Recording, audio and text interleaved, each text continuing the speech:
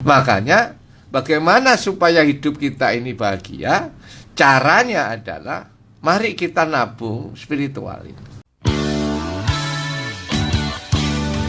Yang selalu bikin cinta hanyalah satu. Yang selalu bikin cinta hanya Alvito. Baik Bapak Ibu sekalian yang saya hormati, pagi hari ini saya ingin menyampaikan tentang efek dari menabung spiritual. Kemarin saya sampaikan bahwa suasana batin itu kan seperti rekening. Jadi kalau kita melakukan tugas-tugas kita sebagai hamba Allah itu, ya sholat, ya zakat, ngaji, ya zakat, ya puasa itu akan ada dampak di situ ya, akan ada dampaknya. Apa dampaknya? Yang pertama adalah meningkatnya kegiatan di pusat otak dan menghambat perasaan negatif. Masya Allah.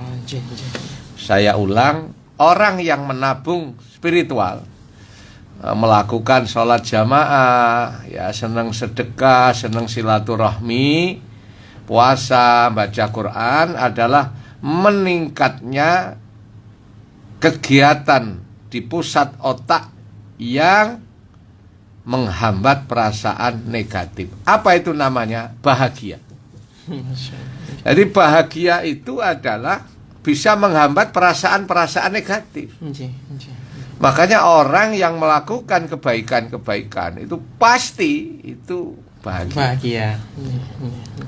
Maaf ya, Mas Ishak dulur El Victor. Bahagia atau tenang itu enggak ada tokonya. Enggak ada tokonya. Kalau nyaman itu ada tokonya. Nyaman itu belum tentu bahagia. Nyaman itu belum tentu bahagia, belum tentu tenang. Ya, belum tentu senang. Kalau nyaman bisa dibeli dengan harga yang mahal, bisa dibeli dengan harga yang fantastis, ya, yang elit, bisa nyaman, tapi belum tentu itu bahagia. Bahagia, hati senang itu ndak ada tokonya. Makanya bagaimana supaya hidup kita ini bahagia? Caranya adalah mari kita nabung spiritual ini. Kita tabung terus. Nglakoni sing apik-apik, jangan pengurangan terus. Kalau didebet terus, kezaliman, kemungkaran, kefasikan, kekufuran, terus itu hari-harinya menjadi rutin dan langganan mereka, maka itu sama dengan tidak menabung dan pengambilan terus itu. Masya Allah. Lama-lama minus. Susah. Nah, susah otomatis. Nah, makanya pernah saya sampaikan orang itu kalau tidak menabung speed positif, tidak menabung spiritual, apalagi terus pengurangan dengan jumlah yang berlebihan terus itu akan kehilangan percaya diri. Ya Allah. Akan kehilangan PD. Bahkan mereka ragu-ragu. Bahkan mereka cepat marah, menimbulkan sikap yang reaktif, cepat marah. Kalau sudah cepat marah, itu pembuluh darah bisa-bisa tersumbat nanti. Masya Allah. Akhirnya akibatnya stroke. Nah, jenengan sing muni. Pinggingan, stroke, macam-macam itu semuanya bermula dari aliran darah yang kurang bagus. Masya Allah. Jadi dampak dari sekali lagi melakukan penyetoran terhadap rekening spiritual tadi, tabungan spiritual ngelakoni sing apik-apik niku adalah bahagia. Bahagia. Apa itu bahagia? Yaitu meningkatnya di pusat otak kita sehingga menghambat rasa atau perasaan yang negatif. Ya positif terus bahagia. Sekali lagi bahagia itu gak ono Tokonya. gak ono tokonya. Gak ada tokonya itu. Kalau nyaman itu ada tokonya. Sama dengan apa itu? Beli mahal, makanan yang mahal itu kan belum tentu enak. Iya, Ya, Pak. Iya. ya mahal itu boleh lah, tapi bisa dibeli. Tapi kalau enak, senang itu kan nggak bisa dibeli. Iya, Masya Allah. Baik, dulur El Victor yang saya hormati. Kemudian yang kedua, efek dari penyetoran rekening spiritual, yaitu tabungan spiritual tadi, adalah bertambah kuat dan menjadikan badan ini tambah tenang, ya, dan meningkatnya rasa tentram, ya, Masya Allah. ya, nyaman gitu. Jadi nikmat rasanya itu. Jadi akhir-akhirnya ujungnya Tentram. tentram. Ya. Jadi yang namanya risau itu nggak ada. Jadi badannya tenang. Jadi energinya itu semakin kuat, energi ketentraman, Iya, iya. energi kebahagiaan. Iya. Jadi gelisah itu semakin berkurang. Masya Allah. Iya. Makanya mari kita sama-sama melakukan kebaikan-kebaikan. Iya. Dan ini digambarkan atau didawuhkan oleh Allah Subhanahu wa taala di dalam surat Hud ayat 114. Coba panjenengan buka itu. Surat Hud itu surat 11, ayatnya ayat 114. Iya.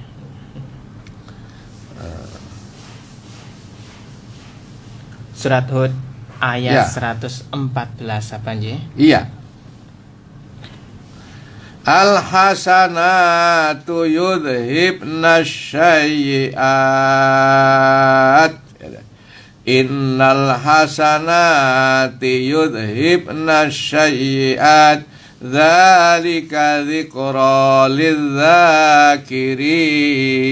lidzakirin. Allah. Ini ada ayat sebelumnya itu, ya. Nggih. Wa aqimis sholata tarafayin nahari wa zulafam minal lail innal hasanati yudhibna syai'at dzalika dzikra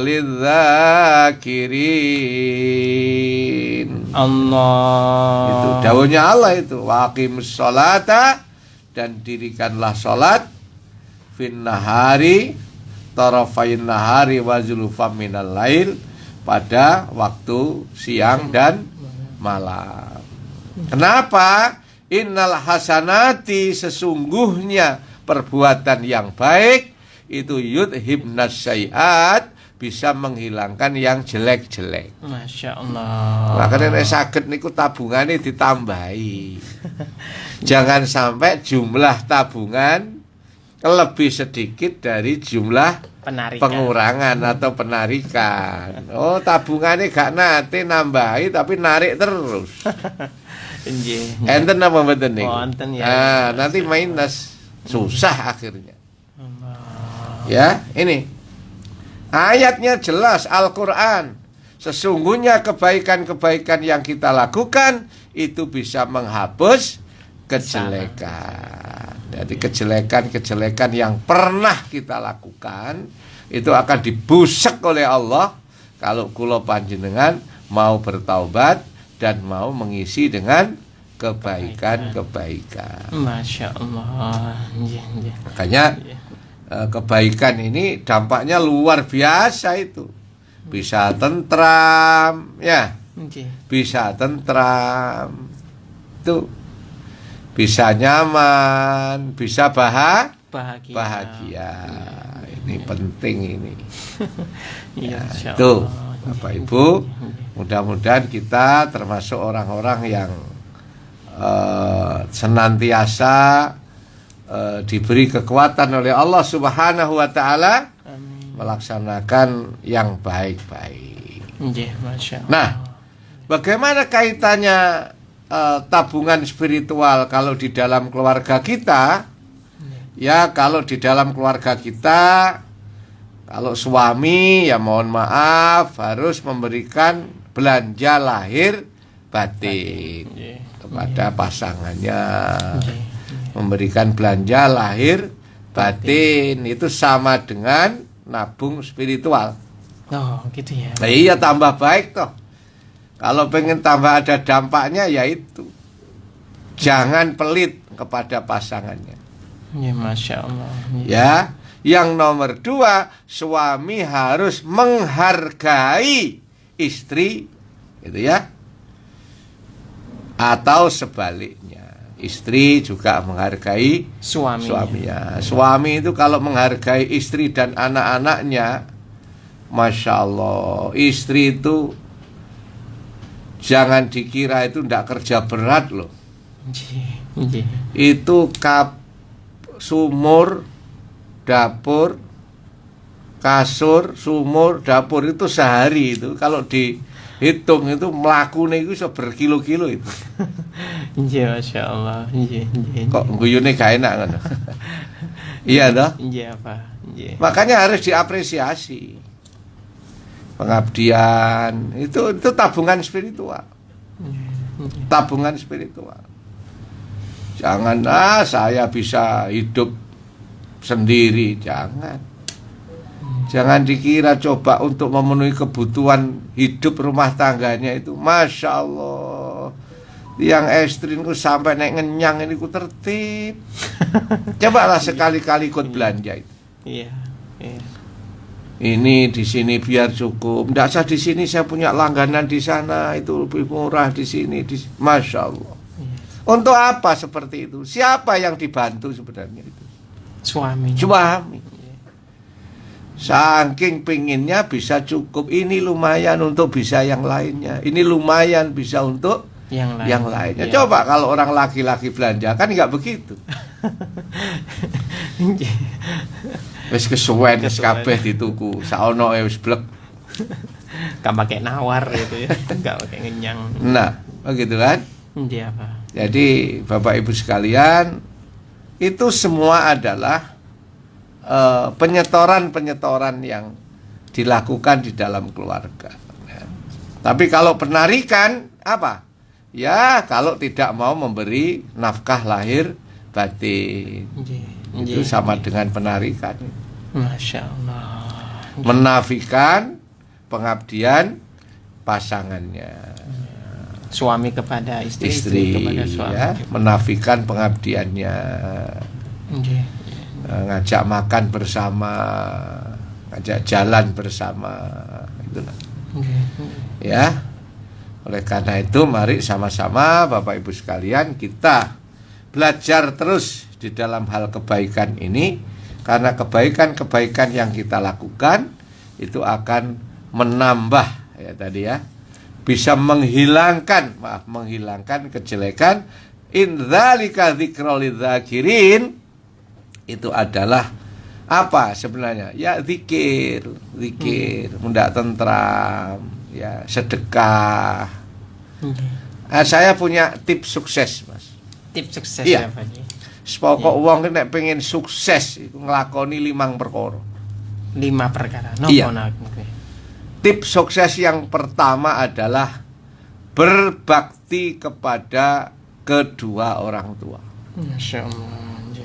Setelah urip niki nek pengen urip sukses, ya harus berbakti kepada kedua orang tua. Wis niku. Ojo pisan-pisan niku nggelakno atine wong tuwa. Nggih. Ya apa iso nyenengno? Bagaimana saya kadang-kadang tidak bisa berpikir ya. Orang tua, bapak ibunya yang membesarkan, yang melahirkan, yang menyayangi tanpa batas. Kadang anak itu nyengol-nyengol, tahu nyengol-nyengol itu. Napa niku? Ya suarane kasar gitu. Ya Allah. Iku nang wong tuwane apa maneh nang wong liya. Nggih. Nasional. Makanya tips supaya hidup sukses itu apa tadi? Berbakti kepada orang tua. Makanya dulur-dulur kula jenengan sing cek duwe wong tuwa, sing sik urip ayo disenengno. Nggih. Lah wong tua kula pun mati, Pak. Nggih sedekah kepada ganjarane diperuntukkan orang tuanya. Tasaddaq ala mautaka. Sedekahlah pahalanya untuk keluargamu yang sudah meninggal. Jadi bapak ibu sing wong tuwane pun sedo ya tetep berbakti nang wong tuwa. Carane sedekah diniatkan untuk orang tuanya. Wakaf Quran, umroh diumrohkan, dihajikan, gitu kan? Padahal haji. Ya ngoten-ngoten niku banyak. Sedekah Jumat misalnya. Ini untuk tak niati untuk bapak saya, untuk ibu saya. Nggih, Masya Allah. Saged apa nggih? Saged. Sampai ngoten. Sampai itu. Dan itu ada dasarnya. Kita menjalankan kebaikan ya. Itu apa? Diperuntukkan kepada almarhum. Masya Allah. Nggih.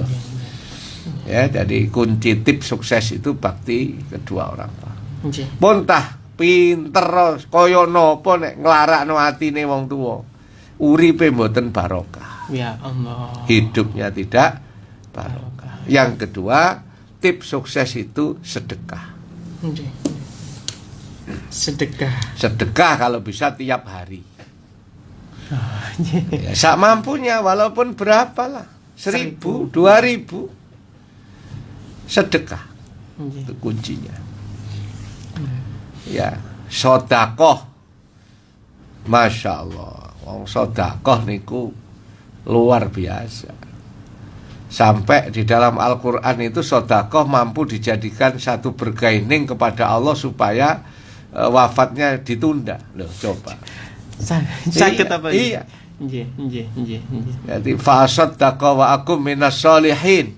Itu ya. Tuhan Gusti, kalau memang kula ojo dimatikan dulu, saya tak sebentar saja saya tak ingin sedekah. Ya Allah. Jadi pernah di dalam Al-Qur'an itu sedekah dijadikan satu alat bergaining kepada Allah supaya meninggalnya itu ditunda. Kenapa? Saking hebatnya kekuatan sedekah itu. Ya Allah. Bukan saya jangan dimatikan dulu, saya tak sholat, saya tak haji, bukan. Sedekah juga. Fasaddaqa wa akum minas sholihin. Allahumma sholli ala Muhammad. Ini. Ya. Ini tips sukses. Satu apa tadi? Berbakti kepada orang Bakti tua. orang tua. Dua, Sedekah sedekah setiap hari. setiap hari. Sak mampunya. Itu ojo pelit. Nomor 3, pekerja keras. Nggih. Mboten enten ceritane wong sukses karena males itu kan. Misalnya Pak Ishak cerita, Pak Sukron tolong sampean ceritakan bagaimana orang sukses karena malas. Kalau saya cerita berarti bohong. Karena memang nggak ada ceritanya. Nggak ada ceritanya. Masya Allah. You understand? Ya, saya itu. Nggak ada ceritanya. Orang sukses karena malas itu nggak ada. Ya karena pekerja keras. Pasti zaman takoni wong-wong sing sukses ya mesti pekerja keras. Jam sekian sudah begini. Ya Allah. Ada inovasi terus. Pekerja keras. Kemudian yang keempat, kalau pengen sukses adalah mampu beradaptasi dengan perubahan zaman. Kalau sekarang zamannya teknologi, ya kita harus mampu beradaptasi. Kalau guru sekarang waktunya kurikulum merdeka, ya ngikuti belajar. Walaupun bukan berarti yang ya harus mengikuti ya. Semuanya ya Pak ya? Iya, perubahan zaman ini harus kita bisa mengikuti. Ya, memahami, jangan terus nggak mengikuti. Yang positif atau yang positif, sehingga supaya kita tahu. Ya. Kemudian yang terakhir, kunci sukses atau tips sukses itu adalah apa? Bangun atau sholat malam. Sholat malam. Sholat malam. Sholat malam lah. Kalau sholat malam sebelum subuh itu di sholat fajar, sholat tahajud, gitu ya. Insya Allah nanti itu akan diberi kekuatan oleh Allah Subhanahu Wa Taala. Sukses semuanya, manfaatnya banyak. Ya namanya orang sholat malam itu wajahnya berseri-seri, ya pikirannya selalu positif, hidupnya penuh dengan keyakinan, tidak ragu-ragu, tidak risau.